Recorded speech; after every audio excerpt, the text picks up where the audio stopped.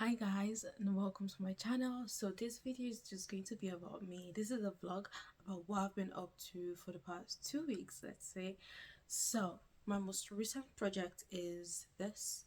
As y'all know, I'm a crocheter, so this is my most recent project, and this is a scarf, and I used this is a lemon peel stitch. I used lemon peel stitch, and look at how pretty it is, guys. This is lovely actually. And also I'm working on this poncho. It's looking good already, and I'm so loving it. I just need to do a bit more. So today I'm basically just going to talk to you guys about what I've been up to. So I'm going to tell y'all about this book, Q for Me, Q for You by Steve Cavanagh. Guys, I read it about 2 weeks ago, and I was flabbergasted. This was so good. I couldn't put it down. Well, at first, actually, I did read it 2 weeks ago, but I started it about, let's say, 2 or 3 months ago, and then I just stopped for like, I don't know. I got to like 60 pages, and I was just getting bored, but then I decided to give it a chance, and oh my god, this author did not disappoint with this book, and I'm pretty sure the other books this author rated is also good. So if you've not read this yet, you need to go pick it up, and if you want to read it, well, maybe you shouldn't watch this video because I'm just going to be telling you everything about it basically. So we're going to start with right, let me flip through the pages so I can't really remember, guys. Oh right, we're going to start with Amanda. So there is this girl, one of the characters in the book. She's called Amanda. So Amanda has a daughter, right? Amanda has a daughter, and one day her daughter goes missing. When her daughter goes missing, she reports to the police and everything. She starts to worry and freak out and everything. But I think 2 days later, about 2 or 3 days later, our daughter was found dead in a dumpster, right? So now the police know who the killer is. I'd say the killer is obvious, right? But there is no evidence. They're just circumstantial evidence. There is no like direct evidence that this person killed our daughter. So the person that killed our daughter is, just give me a moment. Wallace Crone is the killer, is the supposed murderer, right? And he's a 30-year-old man, and he's influential, so that is one thing. Amanda she's furious. She's so heartbroken, and she's just grieving her daughter basically. And then about 1 week or 2 weeks later, her husband committed suicide because of the loss of his daughter. So now Amanda is devastated. She's just, imagine losing your child and then your husband. Everything is just not going well for her. And then there is this officer, Farrow, Detective Farrow, is the one in charge of her daughter's case. So he has been working with her, and he's good with her, right? Is the only one that basically like is basically there for her, right? He empathizes with her, sympathizes with her, sorry, not bad. And so Amanda starts to sort of stalk Crone, because she's like, no way you're getting away killing my daughter. I'm just screwing with my family, right? So she starts sort of stalking him. She knows his routine, like, she knows everything about him basically. She knows where he lives, what he does, the fact that he's sort of is basically involved with some underage kids, like, those sort of people, what, pedophiles, yeah. So so basically, but then she got she got caught. Crone reported her to the police, so he filed a restraining order for her, so she couldn't like go close to him. So now she was planning to kill him because there's no way you're walking free. Like, you don't get to do this to my daughter and walk around freely. And also, what if he kills some other kid or something like that? So Amanda went out with her gun and she was determined to kill Crone on that day, because remember, she knows his routine, she knows where it goes, what train it gets on, she knows everything basically. So she gets on the train and then there is Crone there. So she planned to show him, right? But then her plan was not successful. She was not successful. She almost got caught. So she just went home and she was just, sad. She'd just drink. She would just do nothing. She'd just be at home heartbroken. So then Farrell Farrell suggested that she joins this group therapy. So she joined the group therapy and then let me stop there. So, on this other hand, there is another person's, like, there is this another story besides this. So, there is Amanda, and then we have Ruth. So, Ruth is married to Scott, and then they're this, young couples, happy, blah, blah, blah. So, one night, I think it was on their anniversary. So, Scott was not home, it was going to be back from work late, and Scott is Ruth's husband, and he was a lawyer, I think, before I started working for um a big company. So on that night, before Scott got back from home, well, let's say let's forget Scott for a moment. Let's go back to Ruth. So Ruth, she loves Scott. Scott loves her a lot, and they're always together. They do things together. They love each other, and that's it about them. But then, I think it's on the night before their anniversary, or on the night of their anniversary. It was November 15th. So guys, Scott was a prosecutor. It was a prosecutor, and then so Scott told Ruth to not wait up for him because he'll be back from work late, and she just went to bed, and then later on she woke up. She heard some noises downstairs, and then she thought, Scott is home. Maybe he's drunk and he dropped a plate or glass cup or something like that. So she went downstairs and then she was like, "Oh, you frightened me." And then it wasn't Scott. Before she knew it, she was attacked. She was stabbed about 17 times in her stomach, and then she just passed out, right? And then before she passed out, she heard someone say, well, the person that stabbed her, the person that attacked her, say, "Hello there, sweetheart." That's the end of Ruth's, point of view, right? So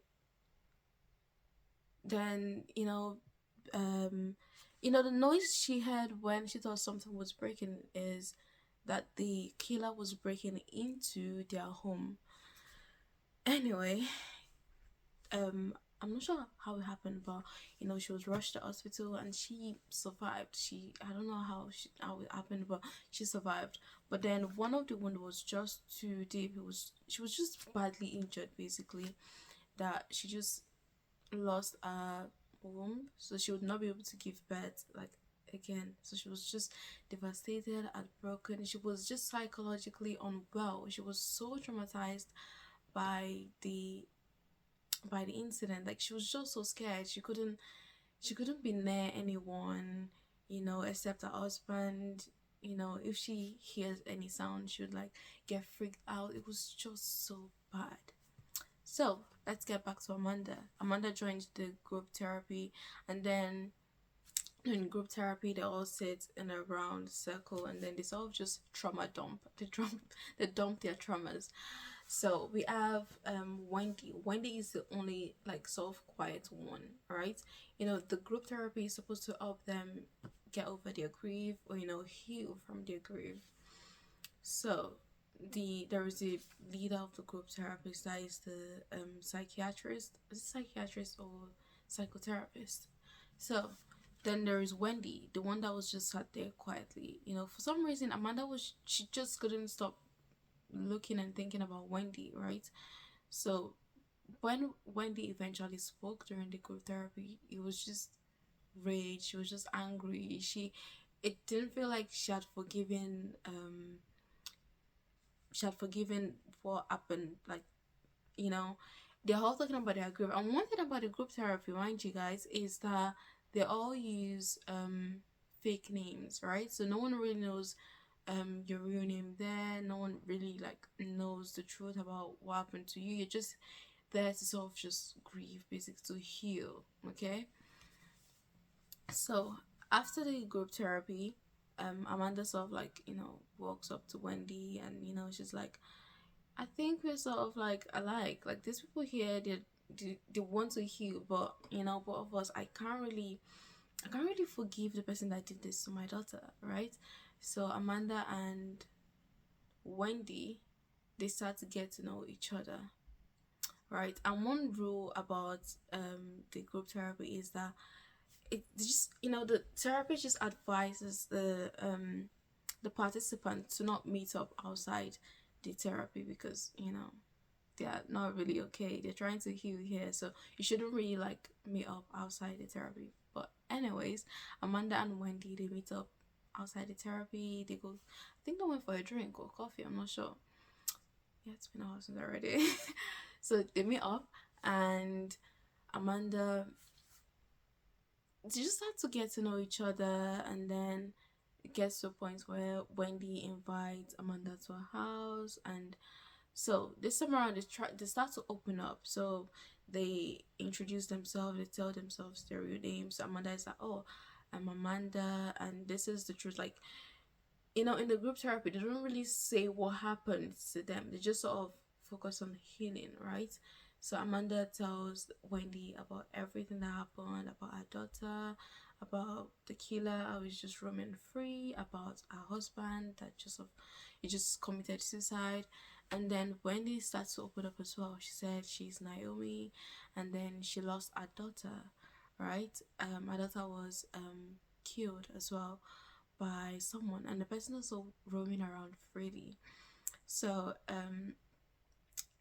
they're like, oh my god, Naomi sent a link to Amanda to like, this is like the news letter, this is like the guy that killed my daughter. But then there is no direct evidence, so there's really nothing they can do about it. But like, I'm just so angry about it. So they both get drunk, and then Amanda came up with this crazy, insane idea that, you know what, let's do this. I'll kill. Hold on, let me get my facts straight. So the person that Naomi wants Amanda to kill is Queen, right? Queen is the one that murdered her daughter.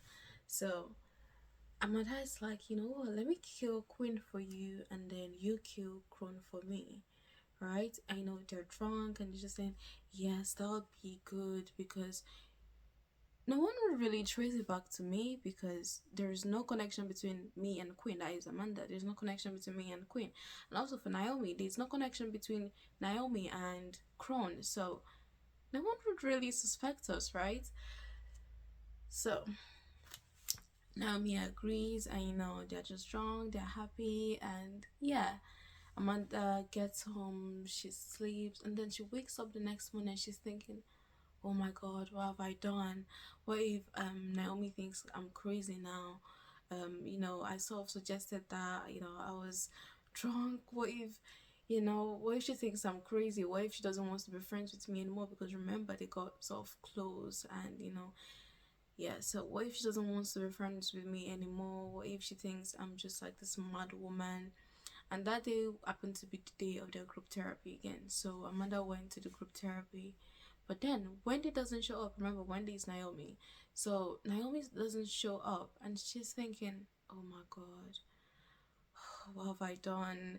Naomi is probably like, what? And she tried calling her multiple times. Naomi wasn't picking up, right? So she was just like thinking and thinking about it all day. But then later on, she went to a cafe. It was around evening. She went to a cafe, and she was just drinking. And normally, that cafe is where she sort of looks. She can see Crone's movement from there, because it's on a street called, is it Wall Street, basically. And that street is just around the place that Crone lives, right? So she's just sitting at the cafe and she's just having a drink when someone just came up behind her. It was Naomi. And she was like, "Oh, you could have just." Amanda is like, "You could have just told me if you wanted to meet up. I've been calling you, but you've not been picking this and that." And then Amanda was like, Naomi was like, "Oh, it's done." Amanda's like, "What? It's done?" She said, "I killed Crone." What? So what happened is that Naomi killed Crone, but remember she didn't go to the group therapy, right? So that means she just sort of created an alibi for Amanda because she can't be she can't be in two places at the same time, right? So it was during the group therapy that Naomi went to kill Crone. So even if they were to like, you know, if Crone turns up dead, the first person they'll go to is Amanda. The first person they'll suspect is Amanda. But remember, Amanda was at the group session. So there's no way she would have been at Crone's apartment to kill him.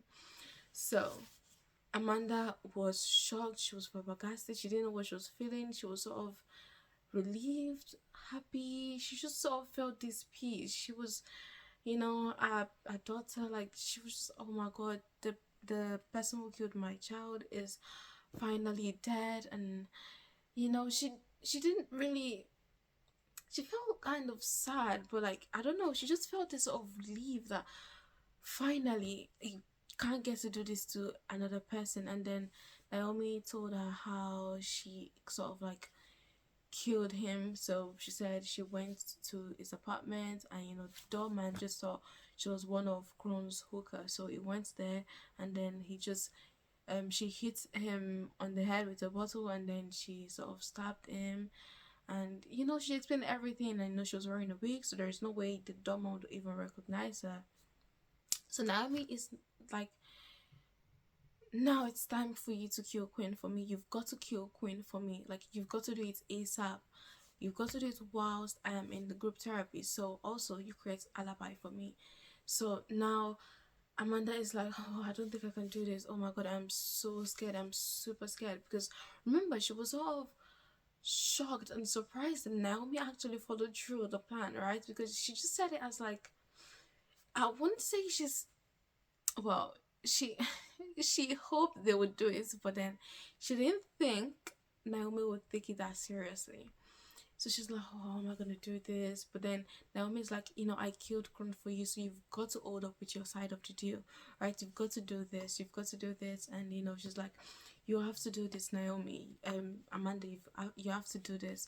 So both of them start studying.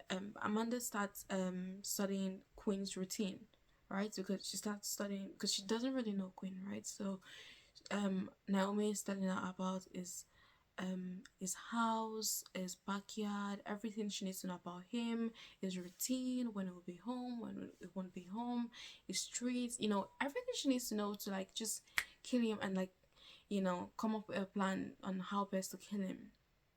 Now Queen is sort of a huge guy, so if Amanda is going to kill him, she's got to be very smart, and she has to do it fast, pretty fast. So before that, Amanda tried, well, she went to Queen's house, alright? So she passed an alleyway. She was just trying not to get caught and to just do it fast and get it over with. So she had to go through the back. So she had to sort of climb over the fence. It was insane. She had to climb over the fence and she sort of injured her leg. So she remembered that Naomi told her that Queen has sort of like a garage situation at the back of his house where she can get like tools like hammers, apply anything that she this heavy equipment that she can use to attack him. So she went in there and she sort of took, well, the thing is, before that, Naomi gave her a small phone. It's like a burner phone that she would use to sort of text Naomi once it's done. So she used the phone to make some noise when she was in the storage situation garage thing at the back of Queen's house, and that sort of caught Queen's attention. Queen was in the house, right? So Naomi broke the glass of his back window. That was also to get his attention, so it would come there. She was trying to lure him into the storage situation garage thing. So she successfully lured him, but then she got scared. She was just contemplating, oh, should I do this? Should I not? This is a huge guy. She has seen him already. He's huge. He looks strong. What if he kills her? So she was. So now she planned to like go away. Like, I actually can't follow through this. I can't do this. So she wants to leave, but then Queen caught her, and he's like, "Ha, what are you doing here? Like, what are you doing there? Are you a crazy woman?" And then Queen starts to sort of attack her, but then she has to defend herself because she doesn't want to get killed here, right? So she starts to like also fight against Queen. She just wants to like, she's defending herself, right? So she takes is it a plier? Let me get my facts straight again. What Amanda wanted to use to attack Queen was an axe, right? But she backed out the last minute. So immediately Queen came out. She was just like, "Oh, I can't do that. I'm so sorry. I shouldn't be here." And Queen was like, "Yeah, you're damn right. You shouldn't be here. Like, what are you doing here?"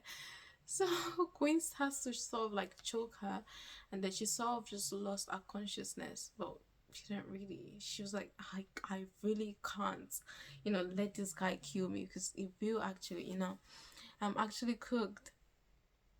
So, I'm not sure what happened next, but she sort of just outsmarted Queen, right? So she was outside. She managed to get out of the storage thing, and then she was pulling the door from outside, and was trying to open it, and then um it was trying to break down the door basically, and then Amanda is outside waiting for it with an axe. So when Nicolai came out, she just used the axe to hit him. I'm not sure if it's in the head or in the neck, but basically Queen dies. But then she hears the siren of the police because they must have made a lot of noise and maybe someone called the police. So she just sort of tried to escape. So now remember, Queen injured she injured her leg from the fence, from trying to get over the fence, right? So she was just limping and limping and limping. She managed to limp of out of his house. So she had to go over the fence again and go through the alleyway to where she parked her car. But she couldn't even get into her car because before she went into Queen's house, when she parked her car, she noticed that someone was watching her from a car, right? She noticed that someone was watching her. So she just sort of, yeah, she just left there. She fled the scene. So now Queen is dead as well. So Naomi has killed Kron for her, and now she's killed Queen for her. So now she's trying to get to I think she speaks to Naomi. I'm not sure if Naomi picks, but it should be on the news now. So she gets and then she turns up the news trying to see. Now she's anxious. She's like, "Oh God, I've done this." So she's checking the news to see if there's any news report about what has happened. So then all she saw on the news was that a man was attacked in his house and he is in a critical condition. That means that she did not manage to kill him. He did not die. He survived, right? But he's unconscious. So he's in a coma, right? Not in a coma, but it was just unconscious. So now she's like, "Oh, I wish you're going to do this." She can't risk going to the hospital to kill him. Like, that just won't work. She would definitely get caught. So, and she was also checking the news for Kron's death, because when Naomi killed Kron, it's like no one would really go into his apartment to check. They'll think that he's just in there with some lady and he's just like messing around. It's always. So Amanda leg is all swollen. She tries to like make it go down, but it was hurting a lot, and then her clothes was bloody. It was just filled with Queen's blood. So she just put it in a bean bag and just dumped it somewhere in the house. She just put it somewhere. She's like, I'll deal with that later. So she went to bed, and she was just thinking about it, thinking about it, thinking about it. So let me get my facts straight. I'm not sure what happened next. Also, Amanda didn't really know much about Queen because she was just wondering who exactly was the man that I killed last night, because she she didn't really, well, Naomi told her all about how Queen killed her daughter, right? But then when she didn't Queen didn't really seem like someone who would kill her daughter, but then she still did anyway. And also, remember the link of the article that I said that Naomi shared with Amanda about, the article that says, all about a child being murdered, and then the suspect, and but then it said error 404, page not found. So now she's thinking, hold up, who is Naomi? Now she starts googling, Naomi's child on the internet, and then she's not finding anything, and she's like, who is Naomi? And what in the world did I kill yesterday? So now let's get back to Ruth and Scott. So now Ruth is in the hospital, she's recovering, but she's having a very slow recovery process. She's traumatized, she can barely leave her room. Like, time has passed, but she's just stuck in the room. She can't really do anything. Our husband Scott is just being the loving husband that he is. And now Detective Farrell and his partner, they're in charge of Ruth's case. So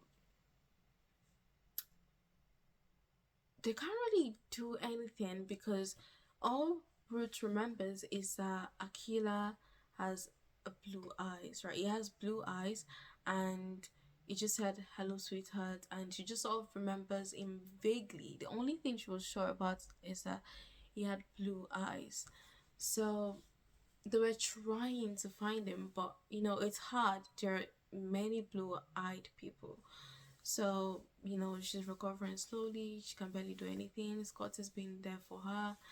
Sometimes she'd get really agitated. She was just sometimes cold to Scott, but then one time she realized that she was maybe being too hard on him, so she just broke down and she apologized for being so cranky. And Scott was like, maybe she should try going out of the room, like she tried going to the vending machine that's just right outside the room to get something. And she was hesitant, but then she was like, I can do this. She was trying to like prove to Scott that she's actually trying to improve. So she was going one step at a time, to the vending machine, and then she finally got there, and she was so happy that yes, I got there.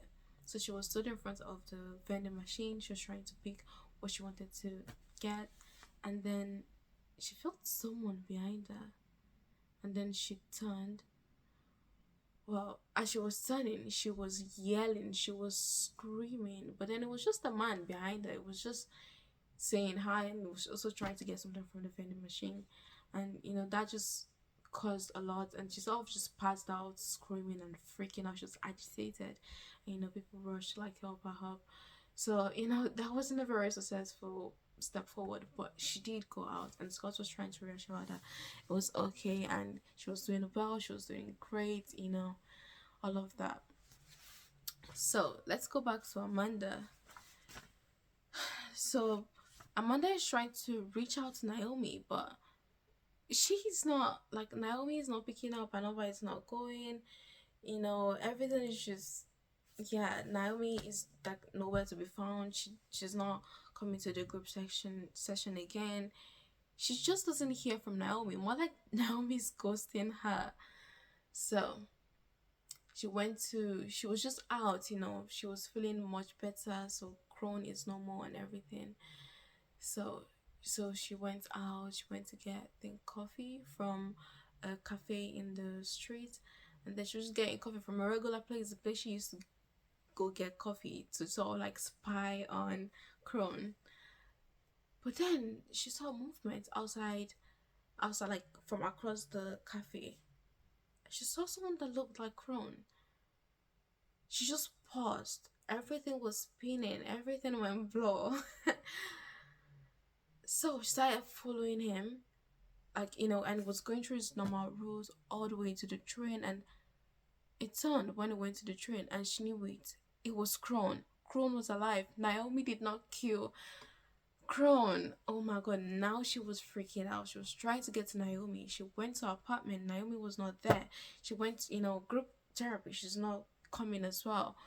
So now Amanda is mad.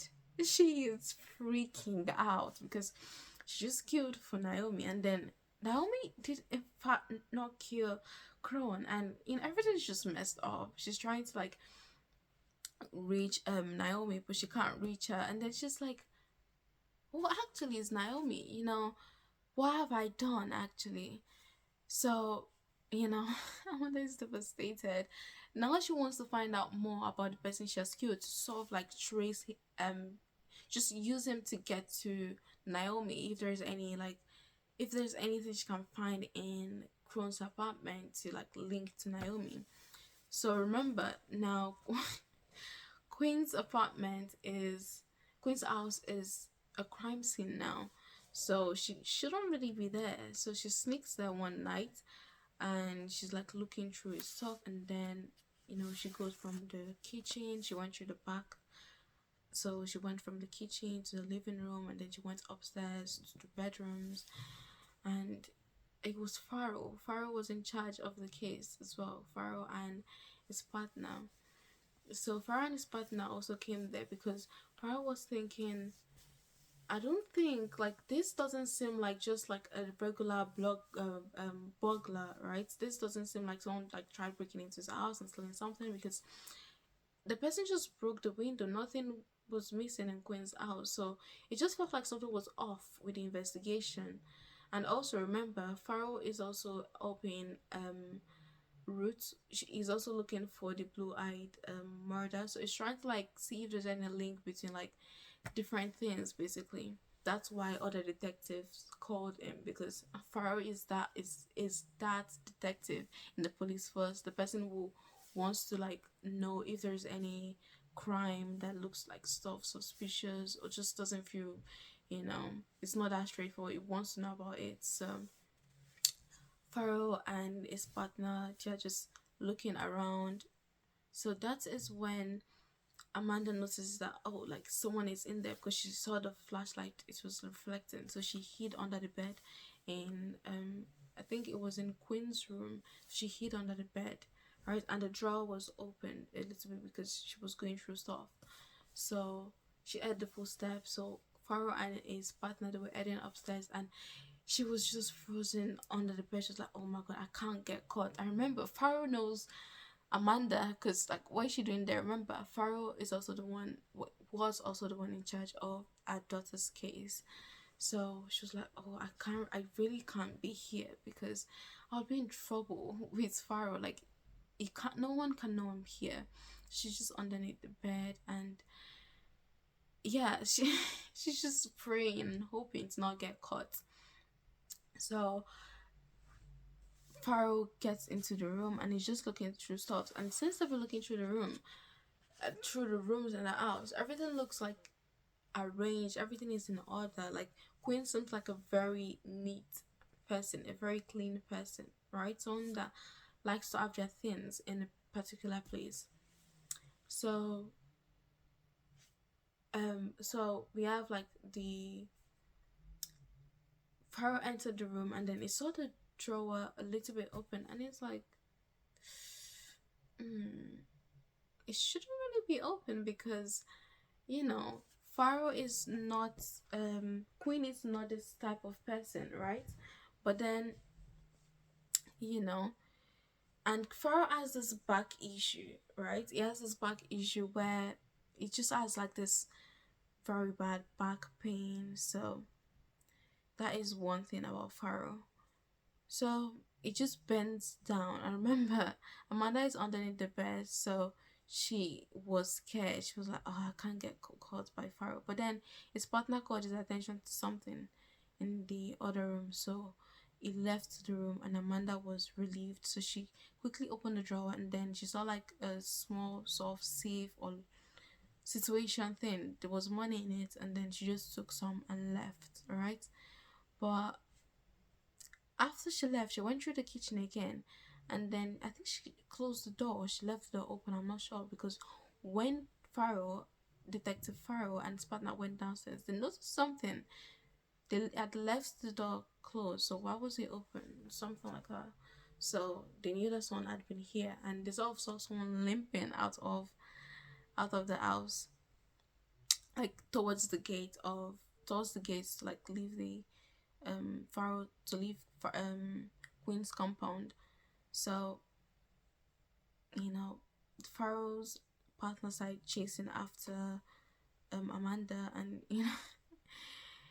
she was just running, trying not to get caught. And when she finally gets outside, Farrell's partner was still chasing her. So she had to like I remember when I told you that someone was watching Amanda when she went to kill Queen. So she saw the person again in the car, but this time around the person stopped next to her and was like, "Do you like come in now, or you're going to get caught? Like, I know who you're looking for, and I think we have something in common. I think we're looking for the same person, basically." So Amanda is like, she's hesitant. She hesitates for like 5 seconds, but then Farrell's partner was near, so she just jumped into the car, and then the guy zoomed off. So let's get back to Ruth and Scott. So Ruth and Scott, they lodged into an hotel when they left the hospital, because it was high time they left the hospital. So now about 1 or 2 months has passed, right? Still no sign of the killer, and so they were in the restaurant and they were having food. Across the table, Ruth sees someone. He has blue eyes. It looks like the killer. And she heard him mouth, "Hello there, sweetheart." And remember, that's what the killer said to her. So she tapped Scott, and she's frightened, and she's like, "I think that is the person that attacked me. I think that is him." He said, "Hello there, sweetheart." And she was just really scared. So they had to get back to their hotel room.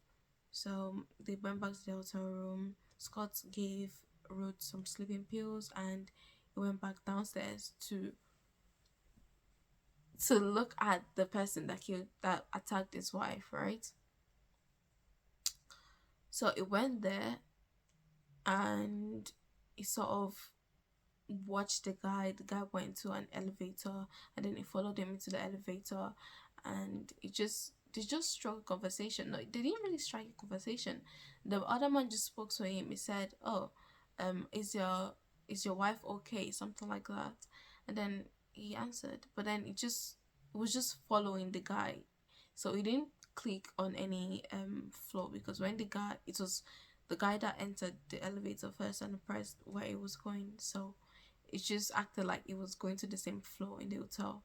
So it kept following the guy, and once they got to the entrance, well, remember, it was following the guy. So once the guy got to the front of his hotel room, and he opened the door, Scott attacked him. Right, he just hit him in the head, pushed him in his room into the room.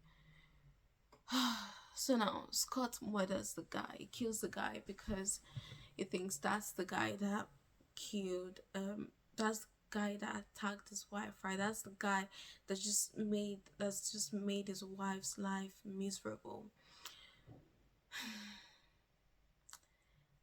So one thing about Scott is that when he was younger, it was this sort of small kid.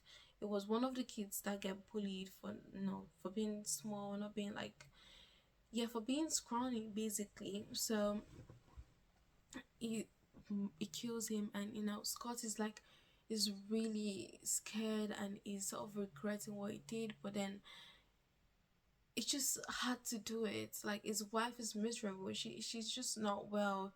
He has made his wife this fearful, and so it's like, I can't let him get away with this.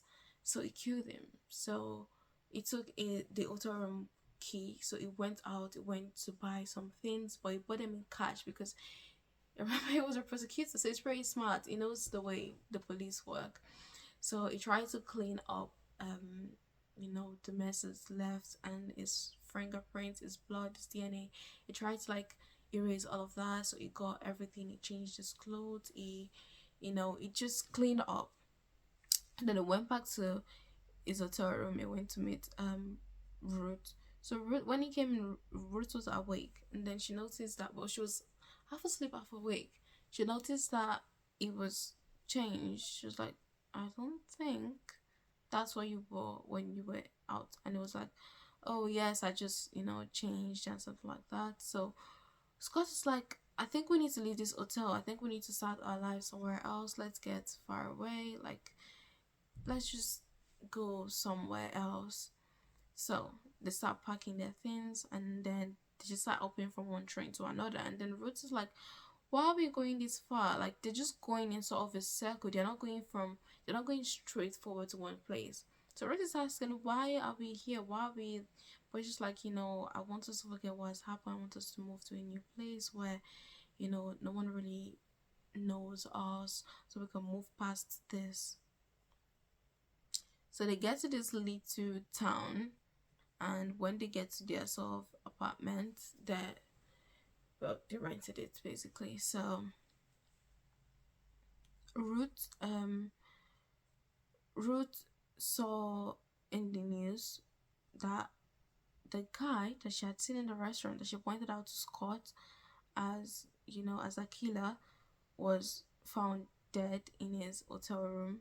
So she looked at Scott and she just sort of pieced everything together that, hold up, because she just saw Scott like standing there staring at the TV. It was frozen. She sort of pieced everything together. That is why Scott had been acting weird. That is why he came back in a changed outfit with the backpack. Scott doesn't wear backpacks. And she was like, oh my God, Scott. Scott is crying. He's devastated. He's like, I shouldn't have done this. And I'm just, Scott is freaking out. And then Ruth is like, you did good. Thank you. You did good. Now I feel at peace. You did good. She's happy. She's relieved that now she doesn't have to live in fear. Now she can go out and now, think and like look at everyone and think they're attacking her. Now she can live without fear. So she went outside. So now she could go outside. She has free will now. No one is after her. No one is going to attack her. So now she goes outside, and then she was going to go get something in the local supermarket. So she went there, she got coffee, she was living freely, she was back to her old self, this carefree person. She's really happy. So she gets back to the room, and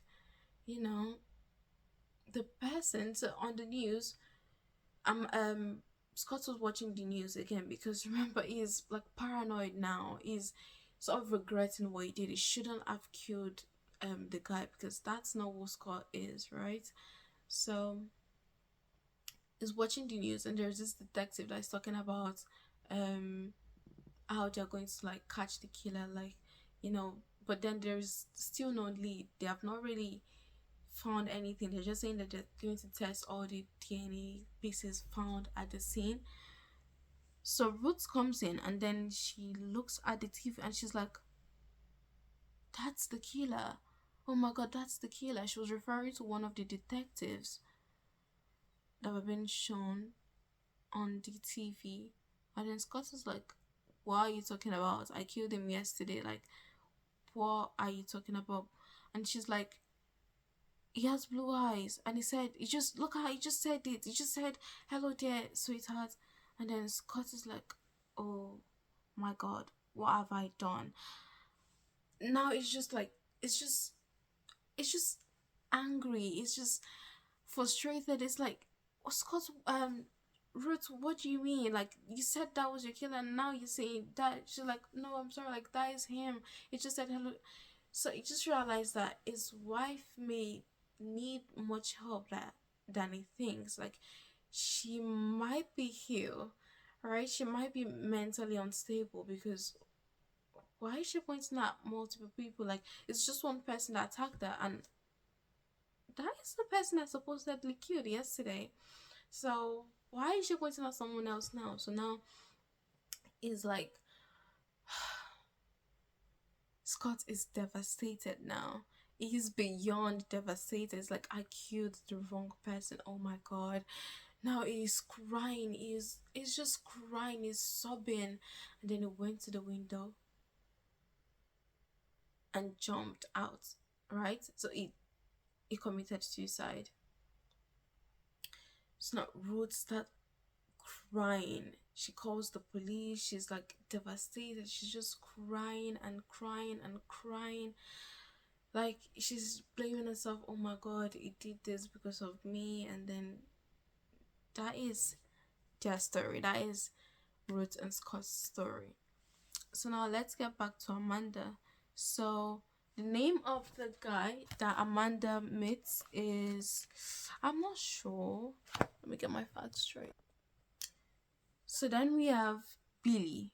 Billy is the name of the guy that came with the car and sort of like rescued her from, when she was being chased by the police. So Amanda is scared. She's fearful. So Billy is like, you're safe with me. I think we're looking for the same person. She's short, she's blonde, she's this. She tricked me into like killing someone. But the difference between you and me is that I actually did not kill that person because I sort of figured it out before I could like kill the person. Like I was at the person's front door, but I changed my mind or something like that. So, they start investigating together, like, who is this woman? And is it just them or has she been tricking people? Right? So, Billy shows Amanda, because when they go to his apartment, did they go to his apartment straight away? Either they went to his apartment straight away or they went to a cafe. But Billy showed pictures of the guy that Naomi told Billy to kill for her. So when he brought the picture, like when Naomi saw the picture, she was like, "Oh, is this Queen?" And she's like, "Queen? No, this is not Queen. This is someone else that Naomi told me to kill for her." And then they just start investigating, like, what is this? Like, what is going on? You get what I mean? So they're just trying to like track down Naomi, but it's not easy. So Billy has this private investigator that is helping him investigate like what is going on, like everything. Naomi, all the pieces, they're trying to piece everything together basically. So now they're thinking, is it just the both of us? Has she done this to other people? Is she like doing this killing contract with other people where she kills for them and they, she pretend kill for them and they kill for her? So they start investigating. Amanda is just like heartbroken. She couldn't believe that Naomi would do that to her. She thought they were friends and she sort of trusted her. They just start tracking Naomi down, and when they search up, they were searching like for similar things if something like that's ever happened before, and they were just looking and looking and looking, and then Amanda just had this idea. She put up Queen's picture on the internet, and then a bunch of other people came up, but they were just not Queen. So they were look-alikes of Queen. They all looked alike in a way. They had blue eyes. They were blonde.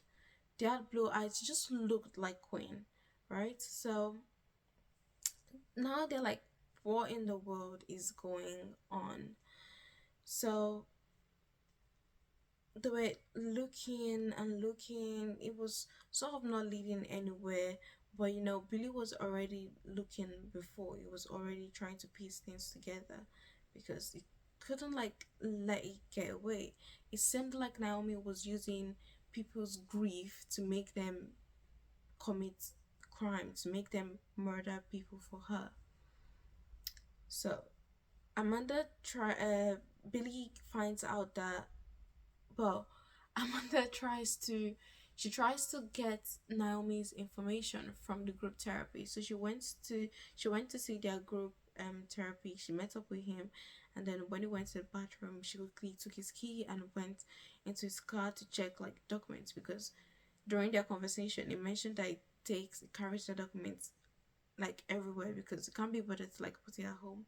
So she went to his car and she realized that it just said Wendy, like it just said Wendy there. It had a fake apartment there, and it was just, there was no useful information there. Basically, it's more like Wendy never existed. Like Naomi was never there. So Billy sort of found out that Naomi was seeing a therapist. No, it's not that. They found out that all these men, what they have in common, well, the first person that looked like Queen that was actually murdered was someone else, right? His name was I can't remember his name, but it was this guy that was killed in like, was it 2007, or it was just years ago basically. So they start looking through the information, and then ha, they found a picture of Naomi, right? But then Naomi is not, well, she was a suspect in the murder of the person, but it was Naomi's um husband that killed the person at that stage. So what happened is that they found out that, well, Naomi ended up in the mental or psychiatric hospital, and then they were able to get in contact with a therapist. So a therapist was like, he has no idea where she is because she left like a year ago. So, but it was like, I think there is someone that can, help you with this. So now they find out Naomi's real name. Naomi's real name is Ruth Gelman. Guys, does Ruth sound familiar to y'all? So Naomi is Ruth. And the first person that killed for her was her husband, Scott. So the therapist was like, I think there is someone that can help you though. Her husband, Scott. So guys, what I didn't tell you was that, well, Scott tried to commit suicide, but he survived. So now he's in prison. So they went to the prison to, see if Scott would give them any relevant information. But Scott was like sort of weary of them. But then he heard about his wife, and he thought she was still in the mental, like the psychiatry home, and but she was not there. So it was like, so my wife has been out for like a year, she didn't even come see me. So the only piece of information I was able to give them is that if Ruth truly is using fake ID or information to like get people to queue for her, she asked someone she knows, he knows a friend, one of his friend can like issues fake ID and something like that. So um he said it would get in contact with a friend, and so the friend will be in contact with them, because there's no point in him giving Billy and Amanda the guy's contact, because he just won't pick up their call. So now they're waiting for his friend's call, right? Scott's friend's call, the one that issues fake ID. And it's like, well, you've got to make this fast. Well, I don't really have time for this. So I just sort of issued the ID for her because she's my friend's spouse, and I feel bad for what happened to her. So you just gave them the information about the most recent ID that he issued for her, because she changes ID like every single time. Once she gets someone to like commit murder, she changes her identity again. She dyes her hair. It costs a lot of money, but she does it anyway. She changes her hair, her looks. She just, becomes a new person. She moves to a new place. So it gave them the information. So now they're starting to like track Naomi down. So they track her down to a place. A last destination, like a last place, was this apartment. So now let's get back to Ruth's point of view. So it's, I think, Christmas Eve, because Ruth is somewhere where there's like a lot of kids, everyone is happy, she's trying to be happy. She's looking for, well, she's just there. But then she sees the family, right?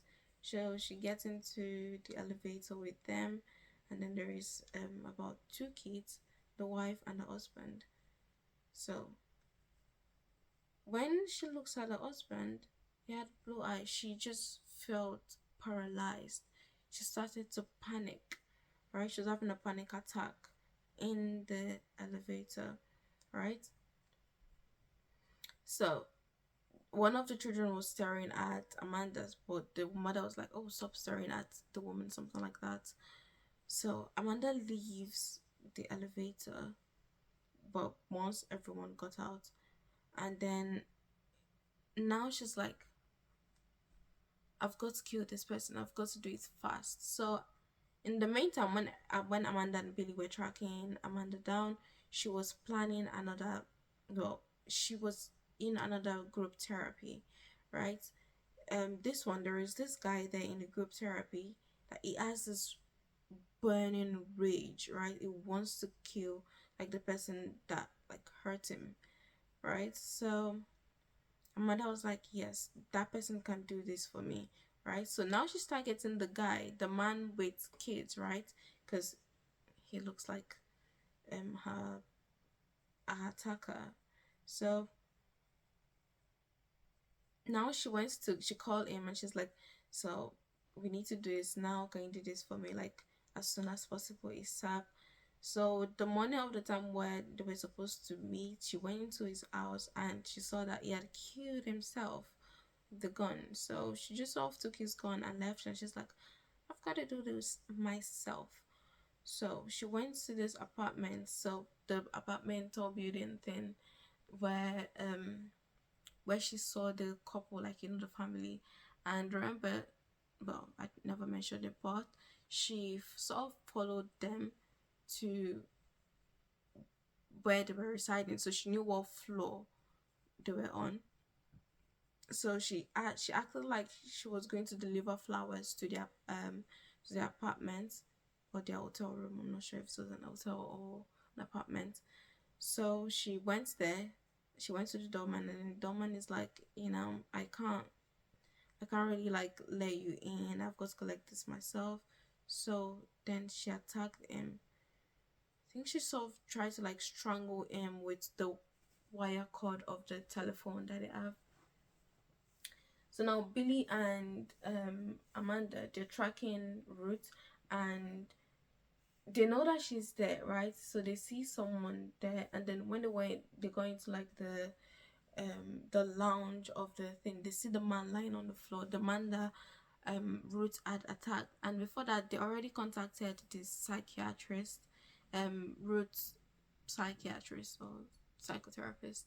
They already contacted him, and he had gotten in contact with the police to let them know, because she in fact might be very dangerous, just in case.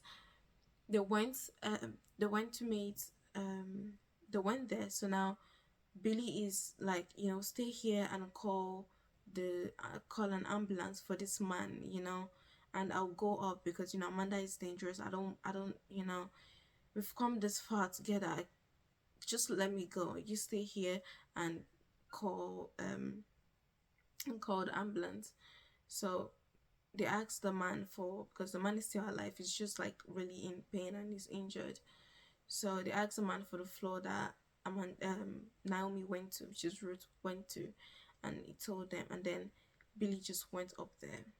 So when back to Ruth, when Ruth got to the floor that she was going to, I think she went with the stairs. Actually, she didn't go with the elevator because she's scared of she's scared of like really close spaces as well. I think, I'm not sure. I can't remember why she went with the stairs instead. But then she heard a ding from the elevator, and then she looked back, and then she's like, who is this? And then Billy's like, ha, here you are. I've been looking for you. At first I thought, like, I was wondering what like what you were doing, right? I knew this is why I don't leave loose ends. So it took his contact off. He has blue eyes, and then Naomi is like, "It's you. You attacked me." So now the police is downstairs. Pharaoh is there, and they sort of just run up the stairs, like they heard a gunshot. That's why they ran up the stairs. So Naomi had she didn't shoot anyone, but sort of just shot into the space. She was now screaming. Now she was hysterical. It's like, "You attacked me, you attacked me." So now when everyone got there, she just kept saying, "He attacked me." So in the meantime, Billy had already put by his contact, and then now Amanda was like, "Oh, Billy, are you okay?" Something like that. Did she shoot you and everything like that? So guys, basically, Billy is the actual killer. But when she actually found him, when Ruth actually found him, she eventually found him, no one believed her because she has been killing so many people that looked like him. So it was when Billy noticed that he started to sort of track her down. He tried to track her down, right? Because what was she doing around? So Billy had realized that Billy realized that Naomi was looking for him. She was looking for her attacker. That's why she was just like, he just noticed that people that looked like him were just like dying. So now everything is settled. Pharaoh, well, when Pharaoh first saw Amanda, is like, "What are you doing here?" And she's like, "I'll explain later. We can talk about this later." So fast forward to like later, Ruth is in prison, and then Amanda is out. Pharaoh invited her out, and she thought, Pharaoh was like going to arrest her or something, because before she went away, like running with Billy and everything, Pharaoh like wanted to meet up with her. He had called her, but she was not picking. She was avoiding him because she thought Pharaoh had seen her that day. So when Pharaoh invited her, she thought he was going to talk about Queen again, but then he told her he had a news for her, that Crone was found dead, and so she was very happy. And then they didn't really talk about Queen because Pharaoh just sort of didn't mention him. Later on, she got a letter from Billy. So Billy wrote her a letter, and it's like, because they were supposed to meet up like a week ago or on that day, but yeah, she just saw a letter in a letter post thing, and it was from Billy. Let me read it to you guys. So it was 2 months after all of the shebang happened, like when they arrested Naomi. That is when she got the letter from Billy. So yeah, so this is a letter from Billy. I'm going to read it out loud to you. So, dear Amanda, I hope you enjoyed the concert. So they were supposed to go to a concert together. My apologies, I couldn't be there. But as you will no doubt learn, I was otherwise engaged. I wanted to thank you for all your help in finding Ruth, and I wanted to return the favor. I'm sorry I lied to you. I never had a wife, never mind one who was murdered. It is my hope that you might forgive me. I already knew Ruth's real identity before I even met you, but I didn't want to draw attention to myself. You understand? I needed a buffer between me and the police, and the person that Scott would trust, someone to help cover up a few things. It was better that I had someone with me for the ride. I would like you to burn this letter, if you don't mind, after reading it. But I want you to know that before Kron died, he admitted to killing your little girl. I thought you deserved that closure. It is unlikely that we'll meet again. Good luck and enjoy the rest of your life, sweetheart. So this just sort of ends with Amanda burning the letter, and then she's finally at space because the person who murdered a child is like, dead. So that's the end of it, guys. And halfway through this video, I realized I was in fact not crocheting. But yeah, I finished a row and I'm on to another row. I'm just finishing another row. So guys, I forgot to mention I'm also on a gap year. So if you have any idea or like hobbies that I should pick up, But mind you guys, I don't really like going out, so maybe you should suggest things that I can do in my house. So yeah, so I've just been reading, crocheting. That's mostly what I do. I read, I crochet, I watch K dramas. Alright guys, this is getting too long. I'll see you guys in my next video. Let me know what you guys would, what you guys want me to talk about next week. And yeah, it can be about a book, because I read books. I read quite a lot in a month, or yeah. So maybe a book or a K drama, because I watch K dramas. Or you guys can even recommend K dramas I should watch, and also hobbies that I should probably pick up. And yeah, bye guys, that's it for today.